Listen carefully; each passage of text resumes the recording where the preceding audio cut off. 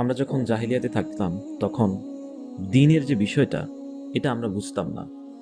আল্লাহ সুবহানাহু ওয়া তাআলার অশেষ মেহেরবানিতে যখন আমরা হেদায়েত প্রাপ্ত হই, যখন আমাদের ভিতরে দ্বীনের বুঝটা আসে, যখন আমাদের ভিতরে দ্বীনের বসন্ত যেটা আছে, একটা অমায়িক ফিলিংস, এত ভালো লাগা যেটা এতদিন পাইনি।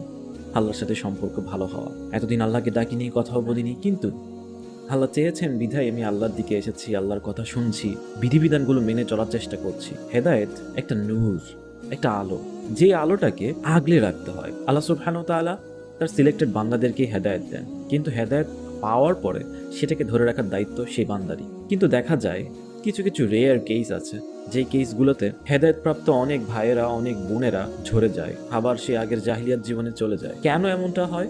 আমাদের চোখের সামনে এমন অনেক ভাইয়েরা এবং বোনেরা যে কিছুদিন খুব নামাজ পড়লো, খুব দাওয়াতি কাজ করলো, কিন্তু হঠাৎ করেই ঝরে পড়ে গেল। তার অন্যতম একটা কারণ হচ্ছে ফিতনা। ফিতনা মানে হচ্ছে পরীক্ষা। আল্লাহ সুবহানাহু ওয়া তাআলা আপনাকে দ্বীনের দিকে নিয়ে আসলেন, দ্বীনের বুঝ দিলেন এবং সব কিছু বিষয়গুলোকে আপনাকে জানালেন, কিন্তু আপনি পরীক্ষা দিবেন না তা কি করে হয়? প্রথম যে বিষয়টা উল্লেখ করবো সেটা হচ্ছে যে ছেলেদের জন্য যে ফিতনাটা সবচেয়ে বেশি দেখা যায়, মেয়েদের জন্য বেশি দেখা যায় ভাইস ভার্সা, বিপরীতটা। সেটা হচ্ছে যে ছেলেদের জন্য নারীর ফিতনা, মেয়েদের জন্য বিপরীতটা। তবে ছেলেদের ক্ষেত্রে নারীর ফিতনাটা সবচেয়ে বেশি এফেক্টিভ। এটা আমরা বিভিন্ন ইতিহাসের পাতা থেকেও দেখতে পাই। 300 হিজরির আগে অথবা এর পরে অথবা এই সময়েই একজন ভালো মুজাহিদ ছিল। সে সময় মুসলিমদের সাথে রোমানদের একটা যুদ্ধ হচ্ছিল। সেই মুজাহিদ, যে কিনা আল্লাহ সুবহানাহু ওয়া তাআলার প্রত্যেকটা বিষয়বস্তু জানেন, যে কিনা কোরআনের বিষয়বস্তু জানেন, তাফসীর জানেন, হাদিস জানেন, যুদ্ধে গিয়ে রোমানদের এক খ্রিস্টান নারীর প্রেমে পড়ে যায়। তার সৌন্দর্য দেখে বিমোহিত হয়ে তার প্রেমে পড়ে যায় এবং তাকে প্রস্তাব দেয়। সেই নারীও তাকে প্রস্তাব দেয় যে তুমি যদি আমাকে পেতে চাও তবে তোমাকে তোমার ইসলাম ধর্ম ত্যাগ করতে হবে। তুমি যদি আমাকে পেতে চাও তবে তোমাকে ইসলাম ত্যাগ করতে হবে এবং আমাদের এইদিকে সবার সামনে দিয়ে আসতে হবে।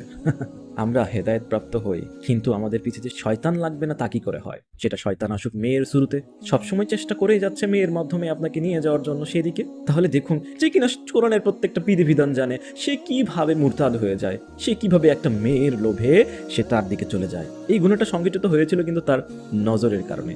সে যদি তার নজরকে, তার দৃষ্টিকে হেফাজত করত, তাহলে সে এইরকম বিষয়বস্তুর সম্মুখীন হতো না। নাউযুবিল্লাহ। আল্লাহ সুবহানাহু ওয়া তাআলা এখান থেকে আমাদেরকে হেফাজত করুন।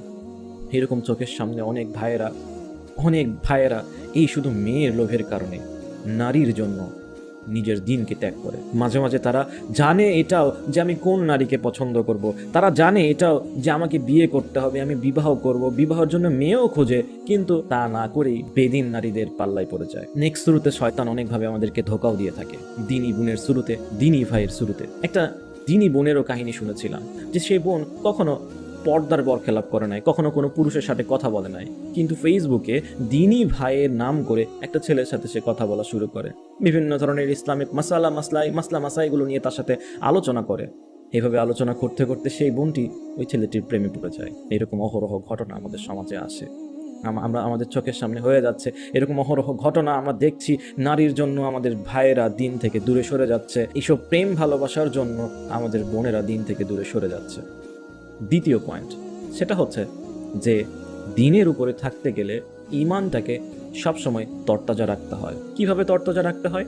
তার অন্যতম বিষয়গুলো আমরা জানি। দিনী মজলিসে যাওয়া, দিনী আলোচনা শোনা, দিনের কথা শোনা, সব সময় মোজাকারা করা, অর্থাৎ দিনী বিষয়গুলো নিয়ে একে অপরের সাথে আলোচনা করা, নিজে আলোচনা করা, প্ল্যানিং করা, দিনের বিষয়গুলো নিয়ে সবসময় পড়াশোনা করা। এই সকল বিষয়গুলোর চর্চা যতক্ষণ থাকবে ততক্ষণ ঈমান তাজা থাকবে।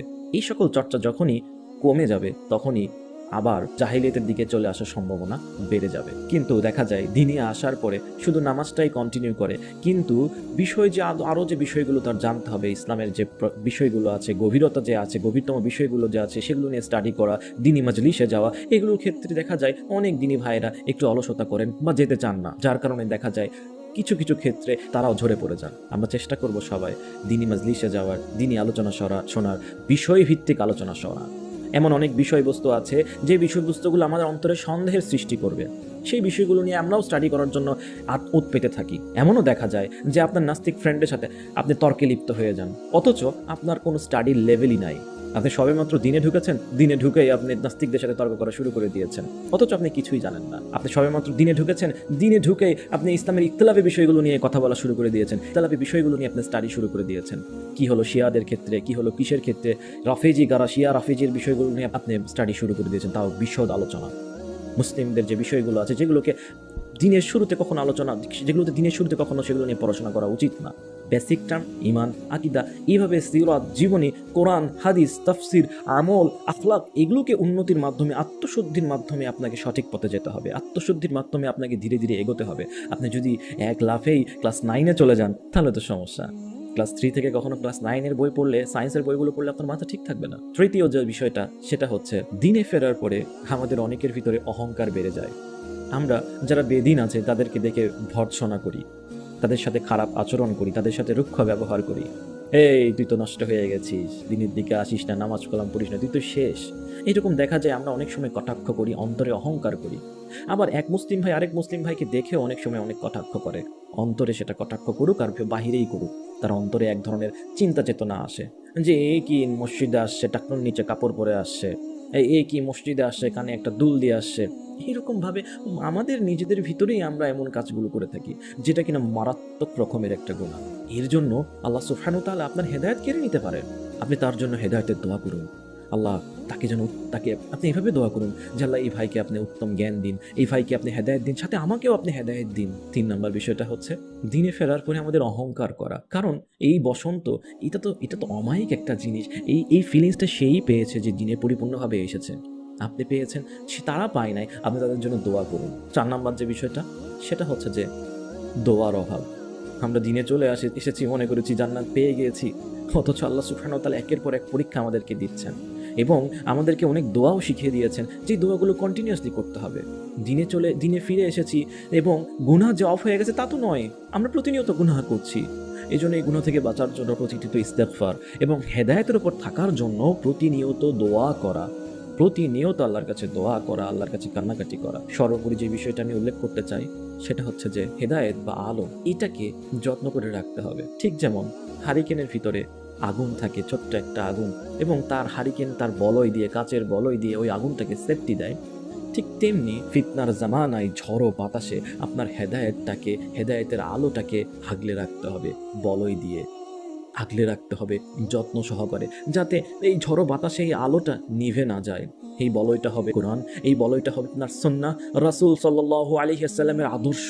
আল্লাহ আমাদের সবাইকে হেদায়েতের উপর থাকার তৌফিক দিন এবং হেদায়েতের পথে সবাইকে পরিচালিত করার তৌফিক দিন। যে সকল ভাইয়েরা এবং বোনেরা হেদায়েতের পথ থেকে ঝরে সরে যাচ্ছেন ধীরে ধীরে, আল্লাহ যেন তাদেরকে পরিপূর্ণ হেদায়েত দিন, তাদেরকে ক্ষমা করুন এবং পুনরায় এই ইসলামের পথে তাদেরকে দাখিল করুন।